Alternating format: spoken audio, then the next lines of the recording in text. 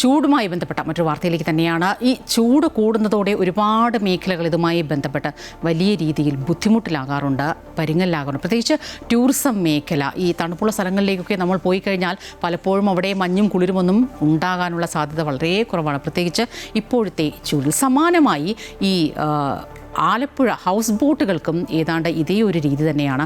അവധിക്കാലമാണ്, സ്വാഭാവികമായും എവിടെയെങ്കിലുമൊക്കെ പോകാമെന്ന് കരുതി ഹൗസ് ബോട്ടുകൾ തിരഞ്ഞെടുക്കുകയാണെങ്കിൽ അതും വലിയ രീതിയിൽ തിരിച്ചടിയായിരിക്കുന്നു. പുറത്തിറങ്ങാൻ പറ്റാത്ത രീതിയിലുള്ള ചൂടാണ്. അതുകൊണ്ട് തന്നെ ടൂറിസ്റ്റുകളുടെ എണ്ണത്തിൽ വലിയ കുറവുണ്ടായി എന്നതും ഈ മേഖലയെ പിന്നോട്ടടിക്കുകയാണ്.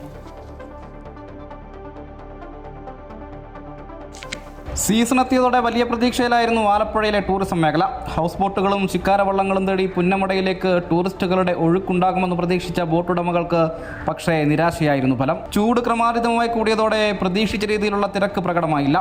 ഇതോടെ സീസൺ മുന്നിൽ കണ്ട ഹൗസ് ബോട്ടുകളും വള്ളങ്ങളും പുതുക്കിപ്പണിത് കാത്തിരുന്ന ബോട്ടുടമകൾക്ക് വലിയ തിരിച്ചടിയായി. ഈ സമയത്തേക്ക് എന്ന് പറഞ്ഞാൽ ഒരുമാതിരിപ്പെട്ട എല്ലാ ബോട്ടുകൾക്കും ഓട്ടം കിട്ടേണ്ട സമയമാണ്. ഇപ്പം നിങ്ങൾ നോക്കിയാൽ തന്നെ കാണാം, ഇവിടെ ഒരുമാതിരിപ്പെട്ട ബോട്ടുകളെല്ലാം ഇവിടെ തന്നെ ഇപ്പോൾ കിടക്കുകയാണ്.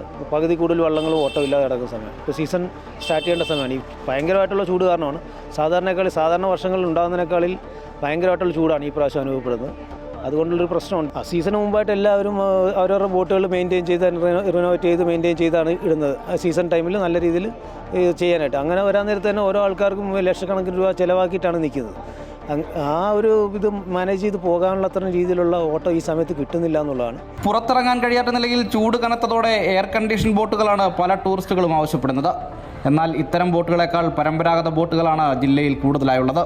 ഇതും ടൂറിസ്റ്റുകൾ എത്തുന്നതിൽ തിരിച്ചടിയായി. ഇതിനെല്ലാം പുറമെ പാചകവാതകത്തിൻ്റെ ലഭ്യതയിലുണ്ടായ കുറവും ടൂറിസം മേഖലയെ അലട്ടുന്നുണ്ട്.